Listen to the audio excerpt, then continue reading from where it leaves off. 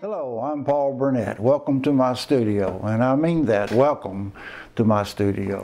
The general philosophy of leatherwork is just, well, it's so simple. You just, make a tracing, you follow the line, and you cut it, and it's just that. But it's more involved than that. So what we want to do is use this opportunity to think about how we're going to cut these lines and what we're going to cut and what we're not going to cut, how deep we're going to cut them, how light we're going to cut them, and all those things have to be taken in consideration when you're tracing. Now these lines, that's not a straight line. That's a jiggly line to indicate that it's got some texture.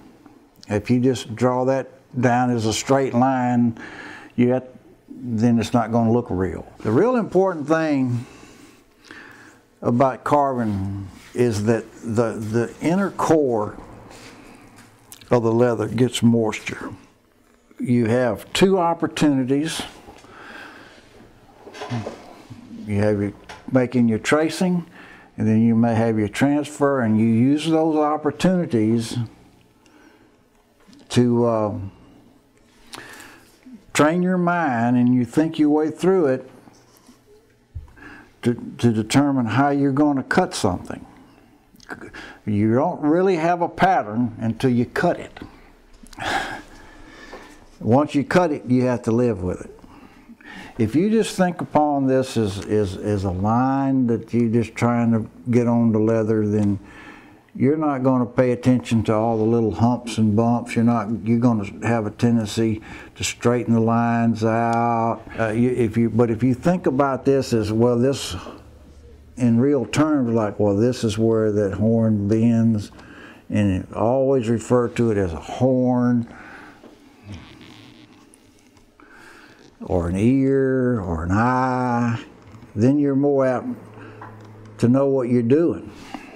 A lot of people under the misconception that in order to get depth in your leather, you have to cut real deep. So they end up cutting everything really deep. Well, that may be depth, but it's not pictorial depth or artistic depth. And that's what we're trying to create. We're trying to create a sense of realism.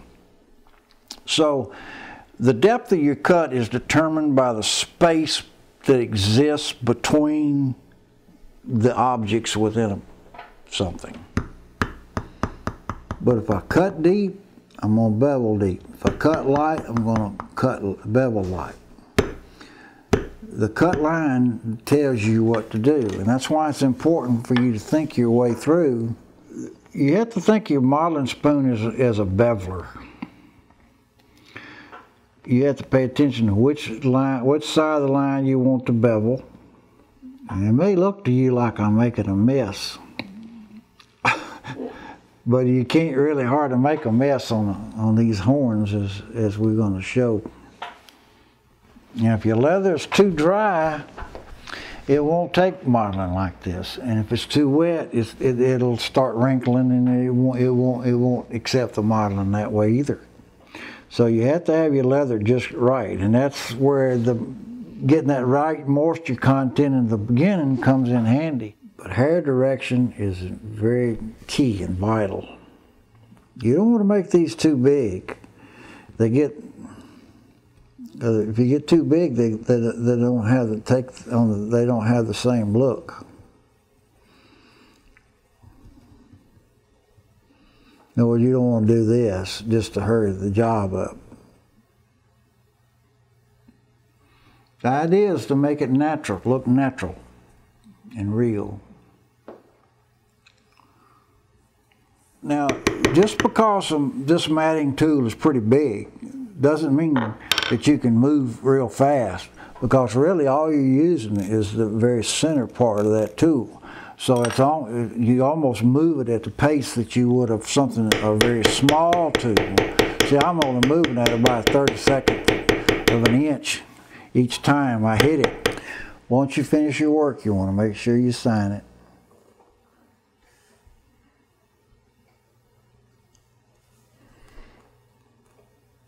And sometimes I cheat just a little bit. Depends